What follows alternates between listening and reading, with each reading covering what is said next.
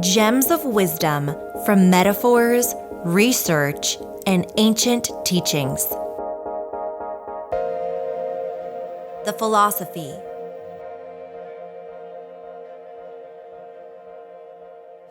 Hey friends, we're back, and today we are exploring the topic of what do you wish that people knew about you? Now, this is kind of a weird one because it could be taken a few different ways. One of the ways is, the weird, gross stuff that you never want to admit to some people, right? And then how about, in a more serious way about your story or, the worst thing that's ever happened to you? Or how about just a dream that you have, something that you desire to accomplish or experience in your life that maybe you've never told anyone. Now, the amazing thing is that when we start to share those things, when we start to share the things that are most personal, most deep to us, is actually when we can begin to connect with other people. And one of the things that, it's like well known now is technology is actually giving us an illusion of connectedness, whereas we are actually more disconnected and more isolated than ever. So through the power of our story and through the power of actually telling people the vulnerable things about ourselves, we can find common ground. I have such a cool story. I can't wait to share with you about this. Okay, so I was at an event, and this is just a wonderful example of showing someone or telling someone about something that you wish they would know about you, and how, honestly, it changed my life. There was this gentleman that I met at an event, and we, were chatting, and this was a huge personal development and growth conference. We're at this event, we're in an acai bowl line, the line's really long. I look over this guy who's in line, we strike up a conversation, and the funny thing is, what do you wish people knew about you?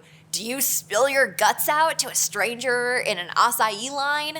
No, nobody does that, right? Because it's weird, and we tend to run when people do that. We tend to run when people spill their guts all over us about the things that they wish or their story and stuff like that. I'm sure you've had an experience like that, and you're like, please go away.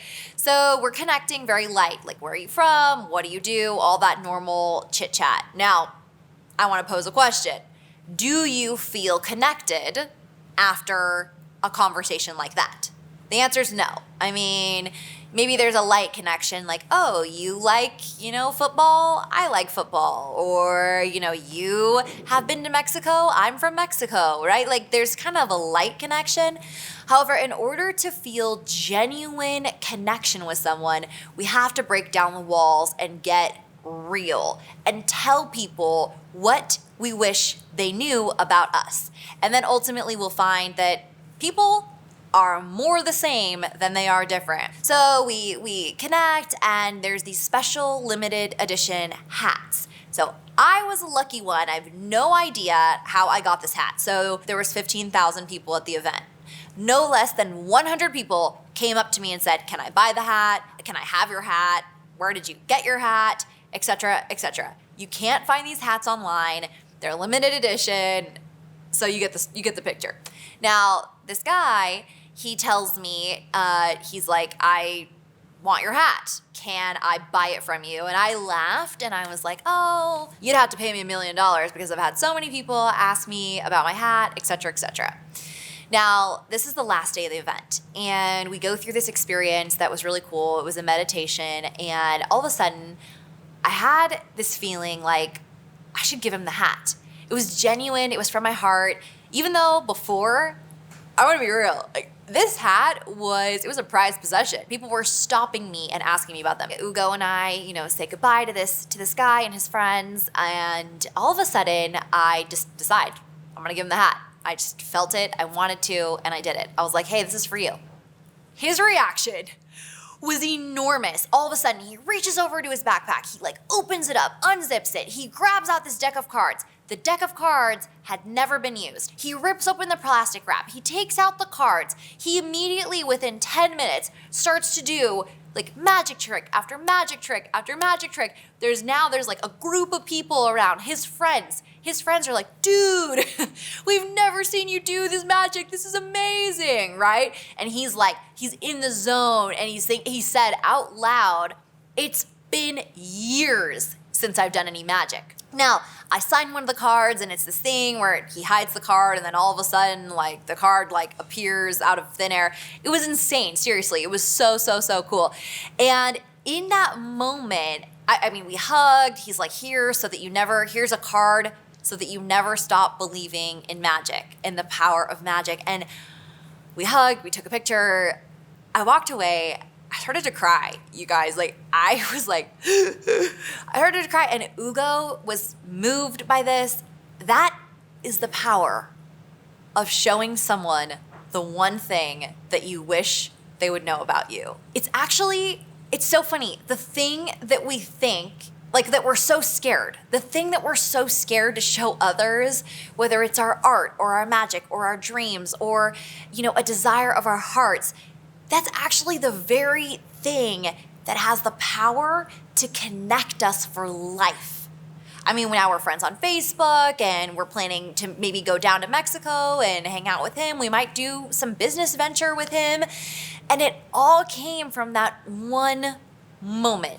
That one moment of showing someone the most true, most raw, most authentic version of himself. It left such an impact on me. It actually had a ripple effect. And the ripple effect was this. Then I went inside in my own mind, and I thought, what am I not showing the world? Like, what magic do I have locked away that I'm afraid? I'm afraid to show people. What if my trick goes bad, right? What if I'm embarrassed? What if I'm humiliated? What if they don't like it? What if what I think is cool, they don't think is cool? What if I expose myself and my gifts and I get rejected? Or even worse, no one comments or no one says anything. It's amazing. The moment that we begin to show and reveal who we truly are is the exact moment when we have the power to change the world, one person at a time. I know you have gifts. I freaking know it. You have gifts. You have stuff that you haven't shown or told people in years. You have dreams you've given up on. You have things you stopped doing that you used to do that brought you great joy. I'm challenging you because I know you like a good challenge. Dust off that, I don't know why I want to say this right now, dust off that trumpet. I want to say trumpet right now. Dust off that trumpet. Play your trumpet again. Sing again. Dance again. Laugh again. Create again. And share your story. That raw part of you that actually is the very, very part that has the power to change the world. It's up to you. You. Yes, you talented, beautiful, amazing being. You have no excuses anymore because you heard the magic story, just like I did that day in LA. Friends, tell me what it is. Tell me your magic, what you wish that people knew about you, and how you're gonna use it to help inspire others to unlock and unleash their own gifts and their own light within. This is real stuff, because when we see one person break free, it elevates us all. Help me in this journey to spread this message. The world needs revival. We need to all help each other rise up and wake up. Share this video. I am so excited. Let's do this together. Let me know in the comments below what you're gonna be doing next after hearing this story. Can't wait to hear from you. Ring that bell, like, share, subscribe. Talk to you soon. Bye, guys.